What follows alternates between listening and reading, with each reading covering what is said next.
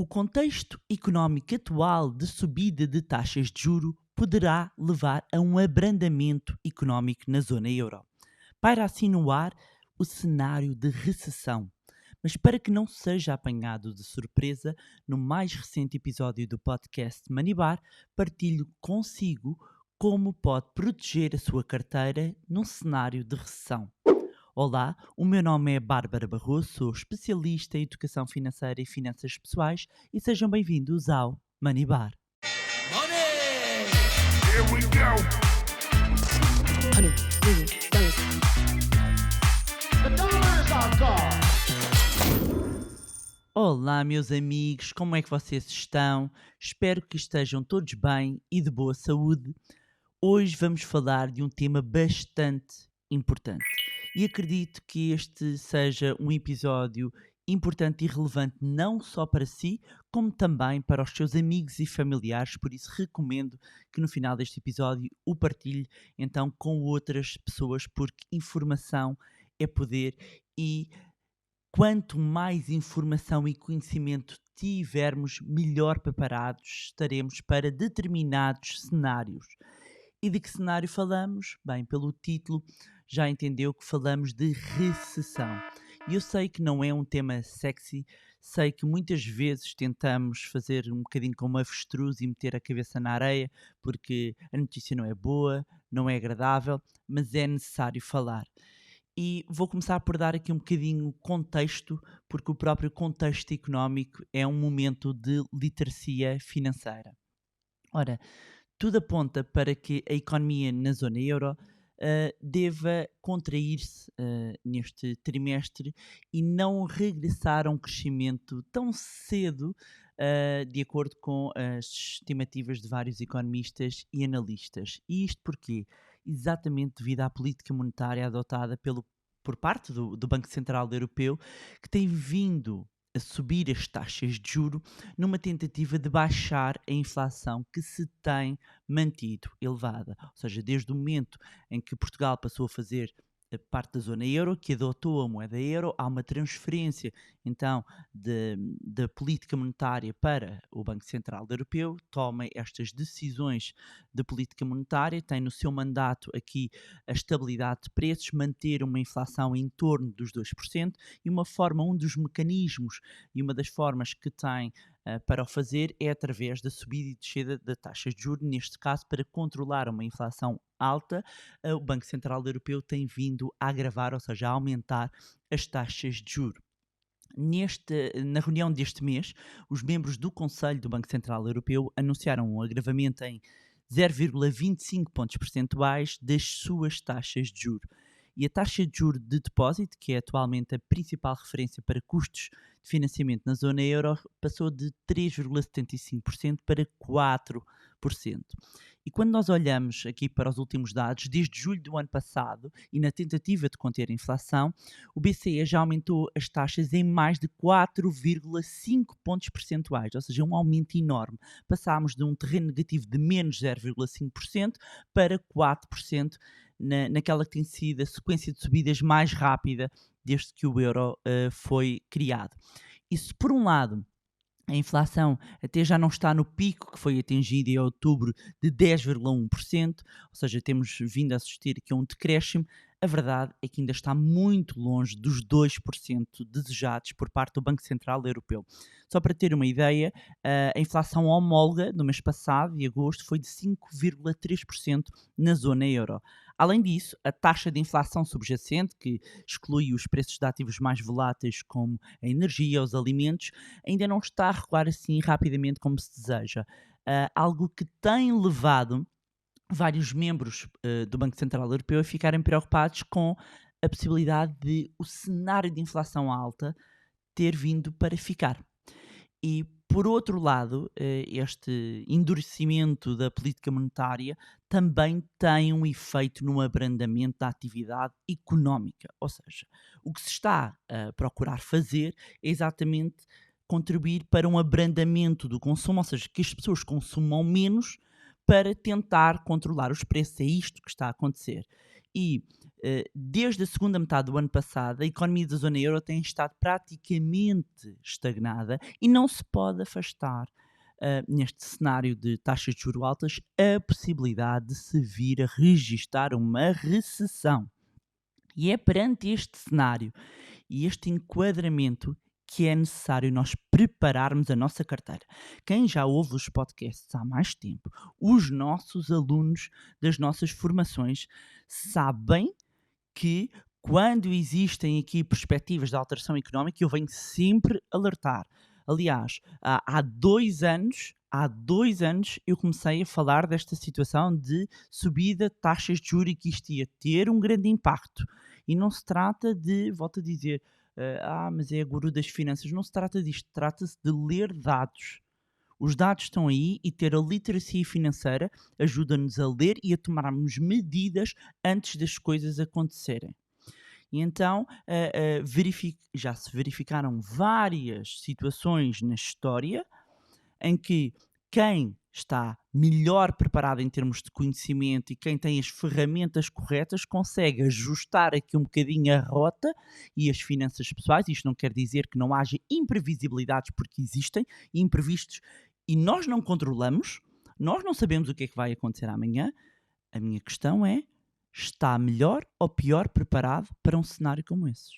E por isso mesmo eu resolvi fazer este episódio, que é com a recessão à espreita, caso se venha a materializar, como é que nós preparamos a nossa carteira? Então, como é que nós fazemos? Primeiro, nós vamos usar uma ferramenta que é uma ferramenta fundamental quando falamos de gestão de finanças pessoais, que é fazer um orçamento, saber para onde vai o dinheiro. Eu sei que para muitas pessoas isto parece aborrecido, mas é necessário quando precisamos de fazer um planeamento rigoroso. Pode usar uma folha de Excel, usar uma aplicação. O objetivo é ter um conhecimento detalhado de todas as suas despesas, de todas as suas receitas. Tem que ter quase como um controle da sua vida financeira. Só assim é que vai conseguir identificar gastos que podem estar a passar despercebidos e que estão aqui a consumir uma parte do orçamento. Muita atenção aos débitos automáticos de serviços e produtos que não está a utilizar. Ou seja, só quando eu faço este levantamento é que eu posso tomar uma atitude em relação, ok, eu vou canalizar o dinheiro para aqui, eu vou cortar ali, eu vou aumentar a colar. Ou seja, eu preciso de fazer isto com rigor e não ter uma ideia aproximada. É que pode encontrar gastos que, após a devida ponderação, conclui que não são necessários. Portanto, começar por aqui é fundamental. Outro ponto essencial é reavaliar os créditos. Renegociar os créditos e seguros pode representar uma poupança significativa no final do mês. Nós tivemos agora aqui um conjunto de medidas anunciadas de apoio às famílias na parte da habitação. Vou-me escusar a fazer comentários. Não estou, se eu estivesse aqui na qualidade, poderia pôr aqui o meu chapéu. Fui comentador económico até na televisão durante algum tempo, mas vou escusar-me a esse chapéu de dissecar ainda mais, apesar que tenho toda a liberdade no meu podcast para fazer, mas quero-me centrar aqui nas dicas. Depois, se quiserem, ponham um hashtag comentário económico ou qualquer coisa do género, ou comente a economia, ou comente o pacote de habitação e eu posso dedicar ou aqui ou através de outras das nossas plataformas um tempinho a dissecar um bocadinho aqui o pacote de habitação. Mas basicamente isto para dizer que foi anunciado um conjunto de medidas que visam ajudar algumas famílias para conseguirem pagar menos pelo empréstimo da casa, obterem aqui um alívio da prestação mensal e efetivamente olharmos tanto para o crédito de habitação como aos outros créditos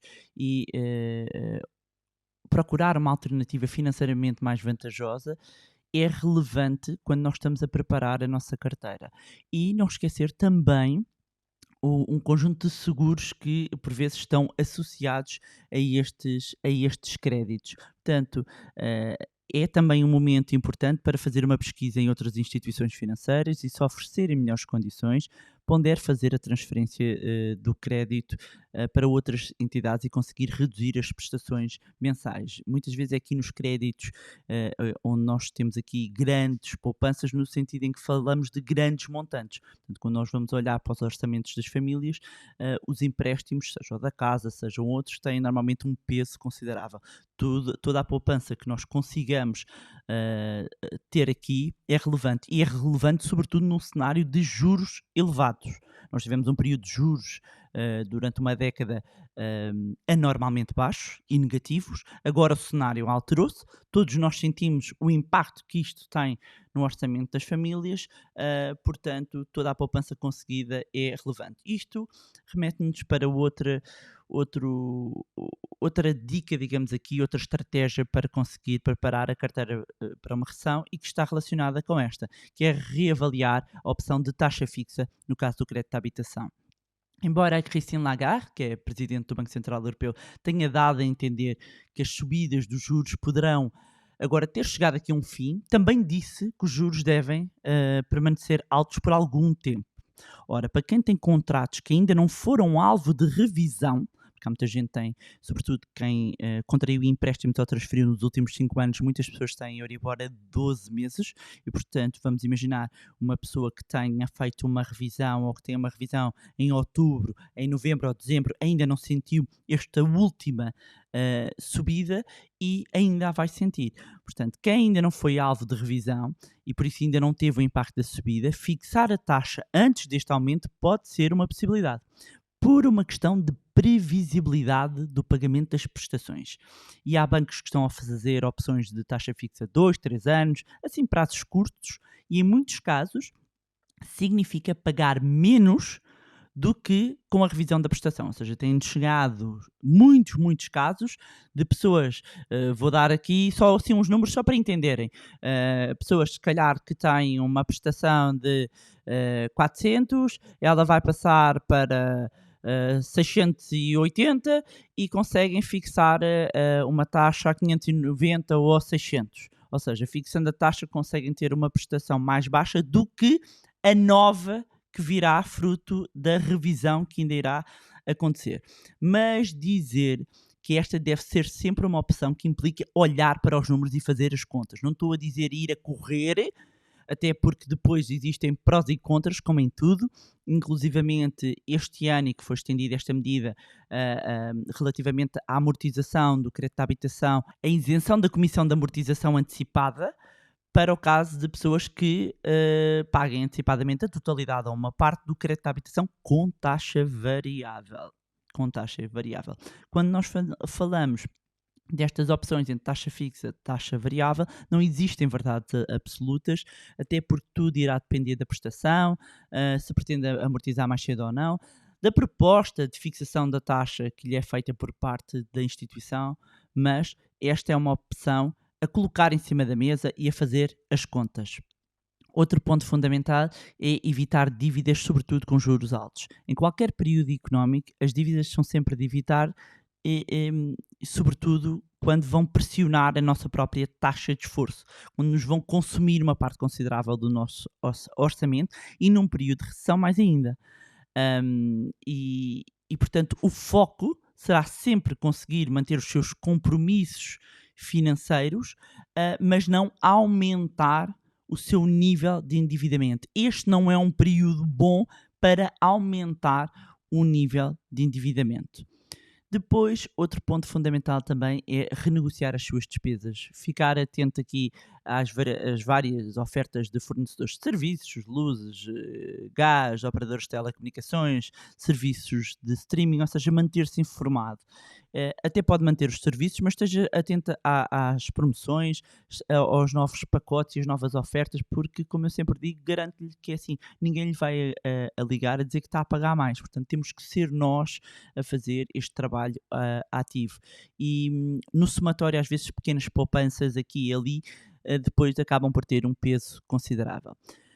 Ponto fundamental, reforçar o fundo de emergência. Este é um passo essencial sempre, e mesmo em períodos que não haja recessão, então a preparar para uma eventual recessão, mais ainda. Portanto, ter e manter um fundo de emergência é importante para se estruturar financeiramente e, em caso de perda repentina dos rendimentos, ter aqui capacidade para se organizar e recuperar. Se ainda não constituiu o seu fundo de emergência, comece, mesmo que seja com pequenas quantias. Se já tem, reforce-o e ajuste ao seu novo padrão de vida. Ou seja, é importante que entenda que se o custo de vida aumentou, certo? O seu fundo de emergência se reflete um conjunto de meses do seu custo de vida mensal, ele tem de ser reajustado. Isto elenca com outro ponto também, que é mudar a forma como consome e como compra, ou seja, reajustar o padrão de vida. É muito importante que reajuste. O que é que nós estamos a procurar fazer aqui? Estamos a preparar, não é? Tipo, vem a chuva, nós estamos a preparar aqui o nosso terreno para uma tempestade, digamos assim. Ela pode vir, pode não vir, mas se vier, nós estamos melhor preparados. E queremos o quê? Queremos uma boa margem financeira, queremos uma boa folga no nosso orçamento, queremos uma capacidade de resposta rápida, e mesmo que eu tenha que acomodar alguma eventualidade, mesmo que eu tenha que acomodar algum imprevisto, que isso não represente entrar numa ruptura financeira. Leva-nos a outro ponto também que é fundamental quando estamos a preparar as nossas finanças pessoais para uma recessão, que é procurar fontes de rendimento extra.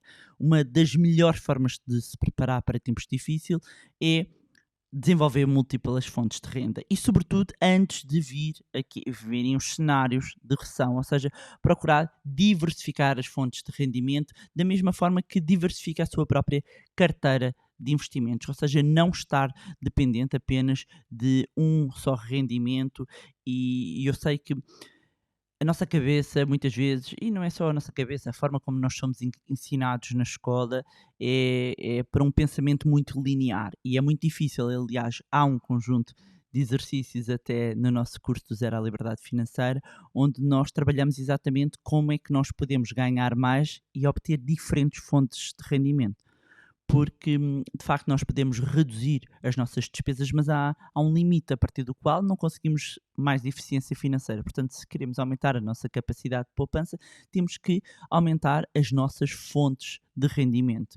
E é fundamental que consigamos aumentar, então, a nossa capacidade de poupança e investimento por via de diversificação das fontes de rendimento. Isto, falando em diversificação, leva-nos a outro ponto, que é a diversificação dos investimentos. Para quem já está num patamar onde até tem o seu fundo de emergência, já está a fazer investimentos, ou seja, ok, Bárbara, eu estou bem, eu estou estruturado, eu tenho uma eficiência financeira, já faço alguns investimentos, então, mas o que é que eu tenho que fazer se vier aí uma recessão? Há um princípio que é a base, que é não colocar os ovos todos no mesmo cesto, ou seja, haver uma diversificação da sua carteira, de estar distribuído em várias classes de ativos, porque permite reduzir as perdas e conseguir atingir uma melhor rentabilidade, independentemente do cenário, não é? Portanto, tem que se escolher, não vou entrar aqui em detalhes, mas tem que se escolher ativos com baixa correlação para garantir quando um sobe, o outro, ou seja, quando um desce, o outro sobe, ou pelo menos não acaba por não ter as mesmas perdas e compensa. E dizer que, obviamente, a composição ideal de uma carteira de investimento é uma questão sempre bastante pessoal, e não existe uma única carteira que faça sentido para toda a gente. Esqueçam. Estou há quase 20 anos nisto. Isso não existe. É pudim para todos, como eu costumo dizer, isso não existe. Nós somos diferentes, temos necessidades diferentes, até podemos ter todos aplicados o mesmo investimento, mas não serve tudo para todos. E daí que seja muito importante nós conhecermos o nosso perfil de investidor, daí que seja muito importante nós sabermos que montante é que temos disponível para investir, qual é que é o nosso objetivo, qual é que é a nossa estratégia, vamos precisar desse dinheiro ou não. E este é, no fundo, o meu backup do meu fundo de emergência, sim ou não. Ou seja, se o fundo de emergência não for suficiente, onde é que eu vou? E sabem que isto é um plano, façam um plano. Quando nós estamos a fazer planeamento financeiro, nós vamos olhar e ver, ok, eu tenho um fundo de emergência, o fundo de emergência acautela este conjunto de meses, se eu tiver que passar, qual é que é digamos, o patamar seguinte, qual é que é a rede seguinte. Daí que ter uma diversificação dos investimentos e um plano feito em termos de planeamento financeiro é fundamental. Depois, utilizar os seguros como forma de proteção. Uma parte também crítica para termos as finanças saudáveis e preparadas para uma recessão é utilizar também os seguros como forma de proteger dos vários riscos financeiros. É uma forma de proteger as suas finanças em momentos de incerteza e pode ser esta uma altura também para rever as diversas coberturas que tenha dos seguros, sejam seguros automóveis, seguros de vida, seguros de saúde, ou seja, olhar para os seguros como uma rede de proteção financeira é relevante. Porquê? Porque numa eventualidade pode acionar o seguro e assim evitar situações que podem pressionar as suas finanças pessoais. E eu noto que em Portugal não se usa muito os seguros como ferramenta de proteção, mas efetivamente são uma boa rede quando falamos de proteção de património. Depois, não entrar em pânico ou tomar decisões irrefletidas sobre as suas finanças, ou seja, enquanto as previsões de recessão ainda são previsões, não é?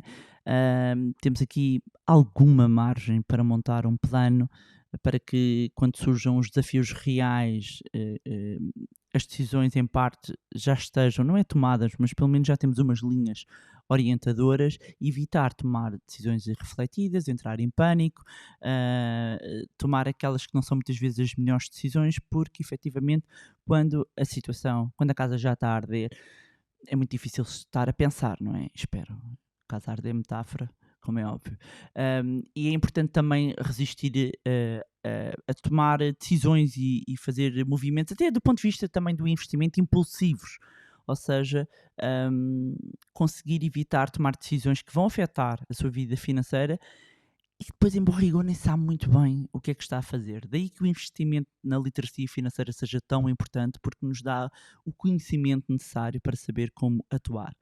Depois, por fim, investir nas suas próprias competências, ou seja, melhorar as suas habilidades, tornar-se mais atrativo para os recrutadores durante um período de possível contratação, pode procurar participar em aulas, workshop, ou seja, em períodos de recessão económica, e é uma coisa que já tenho vindo a estudar muito, verifica-se uma subida, muitas vezes, do desemprego, das situações de desemprego. Portanto, há uma probabilidade de ficar sem emprego. E para ultrapassar, não é, esta situação adversa com menor dificuldade em períodos de declínio económico, quem tem as melhores skills, isto é uma questão de probabilidade, não quer dizer que eu tenha as boas skills e que não possa ser afetado. Podemos todos ser afetados, mas investindo em formações, cursos que tenham até maior empregabilidade, coloca-nos melhor preparados para uma situação de recessão. E porquê? Porque muitas vezes, e para muitas pessoas, grande parte do seu rendimento advém de onde? Do trabalho. Portanto, se ficamos sem trabalho, há aqui uma situação de desequilíbrio financeiro. E era isto que tinha para vos trazer. Aproveitar também para indicar a quem tem perguntado mais informações sobre o curso do Zero à Liberdade Financeira, que na descrição deste episódio vai encontrar um link para a lista de espera do curso. Podem inscrever-se para ser dos primeiros a receber toda a informação. Já sabem que podem continuar a acompanhar-nos através das diferentes redes sociais, Facebook, Instagram, LinkedIn. Pode também juntar-se ao nosso grupo no Telegram e subscrever a nossa newsletter. Tudo isto e todas estas descrições vai encontrar aqui na própria descrição do episódio. Mais uma vez, não se esqueça de subscrever o podcast onde estiver a ouvir e se gostaram do conteúdo e acham que vai ser útil a outras pessoas, partilhem. Quanto a nós, encontramos no próximo Money Bar. Money! Here we go!